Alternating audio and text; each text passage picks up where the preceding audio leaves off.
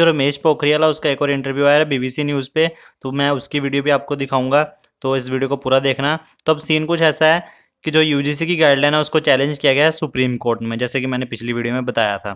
तो क्यों किया गया? क्योंकि जो यूजीसी है वो बोल रही है एग्जाम्स को कंडक्ट करवाया जाएगा सितंबर के एंड में और एग्जाम्स लिए जाएंगे। तो इस चीज़ को सभी जो कॉलेजेस हैं, यूनिवर्सिटीज़ हैं, उन्होंने अपोज कर दिया और इस डिसीजन को बोला कि हम नहीं मान सकते हैं और एग्ज़ाम कंडक्ट करवाना थोड़ा मुश्किल होगा। तो इसलिए इन डिसीजंस को, गाइडलाइंस को, एग्जामिनेशन कंडक्ट करवाने की बातों को इनको चैलेंज किया गया सुप्रीम कोर्ट में। तो उन्होंने बोला कि यूजीसी की गाइडलाइंस को मैंडेटरी नहीं बनाना चाहिए, एडवाइजरी बनाना चाहिए। वो स्टेट गवर्नमेंट पे डिपेंड कर देना चाहिए कि उसने एग्जाम्स कंडक्ट करवाने हैं कि नहीं करवाने हैं। वो अपने हिसाब से अपनी जो स्टेट की सिचुएशन है कोरोना वायरस को लेके, उसको देखते हुए एग्जाम्स को कंडक्ट करवाने का डिसीजन ले सकती है।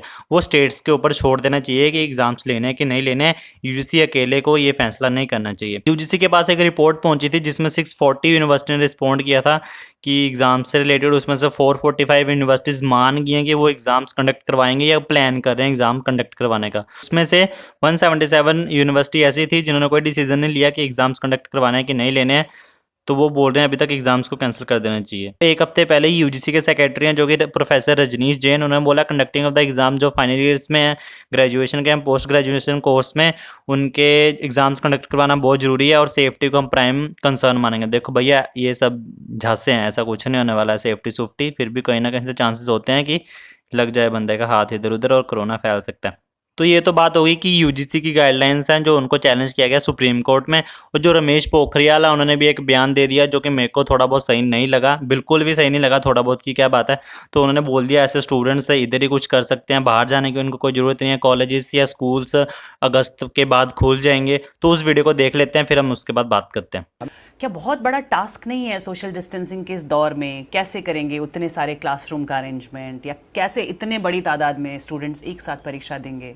डिजिटल डिवाइड का क्या, जो इंडिया में आज भी 23-24% लोगों के ही घरों में इंटरनेट है, और गाँव में कई बच्चे तो मोबाइल फ़ोन पर ही डिपेंडेंट हैं, उनके पास डेस्कटॉप भी नहीं होता है कि वो पढ़ाई करें। तो ऐसे में आपको क्या लग रहा है कि सबको शिक्षा मिल रही है ऑनलाइन पूरी? देखिए, अचानक ये जो परिस्थिति आई ये किसी को भी पता नहीं था, और उसको कुछ नहीं मिलने से कुछ मिल रहा है, बल्कि कुछ से और आगे मिल रहा है।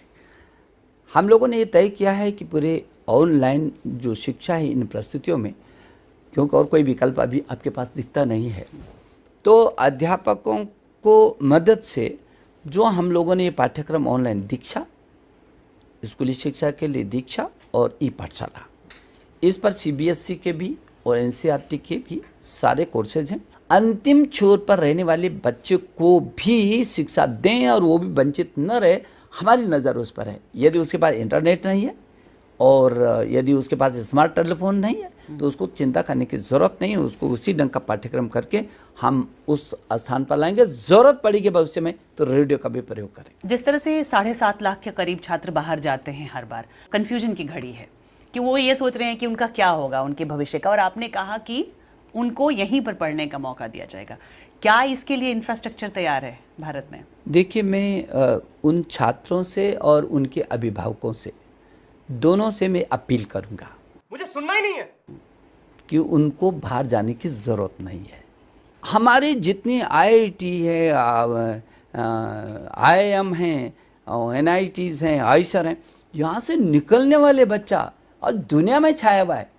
हमारा इस तरह हमारा एनआईटी है, हमारा आईआईएम है। आप सोचिए 125 करोड़ की आबादी है, आप 33 करोड़ बच्चे हैं, क्या उनके लिए उतने संस्थान हैं? बहुत संस्थान है और बढ़ाएंगे हम इनको। लेकिन और कैसे बनेंगे? और इसके माध्यम से हम ग्लोबल बनेगा ना। स्कूल कब खुल पाएंगे? स्कूल कॉलेज बच्चे वापस कब जा पाएंगे?